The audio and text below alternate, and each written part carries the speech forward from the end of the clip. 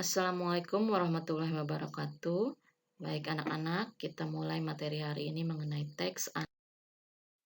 Hari ini kita akan mempelajari teks anekdot dengan tujuan agar kalian dapat menganalisis struktur dan kebahasaan. Menciptakan cerita teks anekdot berdasarkan bahasa kalian sendiri. Baik. Sebelumnya, kita awali dengan pengertian teks anekdot. Apa itu pengertian teks anekdot? Teks anekdot merupakan cerita yang terinspirasi oleh fakta, bersifat lucu, mengandung humor, berbarengan dengan kritik halus. Kemudian atau juga teks anekdot sebuah cerita singkat dan lucu yang menarik, menggambarkan kejadian orang sebenarnya. Jadi kesimpulannya teks anekdot merupakan cerita yang mengandung unsur lucu yang di dalamnya mengandung kritik halus atau berupa sindiran yang menggambarkan kejadian atau orang sebenarnya. Baik, kita masuk untuk pengetahuan pertama. Untuk struktur teks anekdot. Struktur teks anekdot terbagi atas 5 bagian. Yang pertama abstraksi, merupakan bagian awal paragraf yang berfungsi memberi gambaran isi teks. Yang kedua orientasi, bagian yang menunjukkan awal kejadian cerita atau latar belakang bagaimana peristiwa terjadi.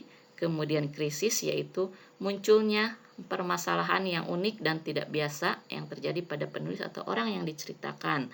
Yang keempat reaksi, yaitu bagian bagaimana cara penulis atau orang yang ditulis menyelesaikan masalah di bagian krisis tadi.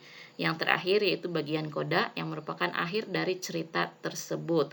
Biasanya berisi kesimpulan tentang kejadian yang dialami penulis atau orang.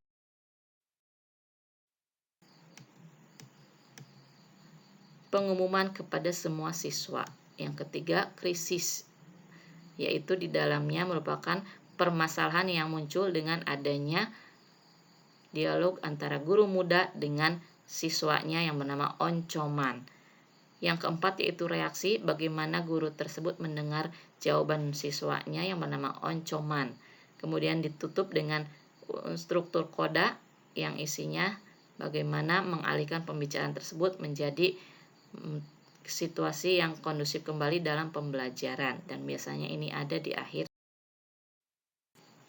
Masuk pertemuan berikutnya yaitu mengenai unsur kebahasaan. Unsur kebahasaan yang ada dalam teks anekdot itu yang pertama kalimat yang menyatakan masa lalu, kalimat retoris,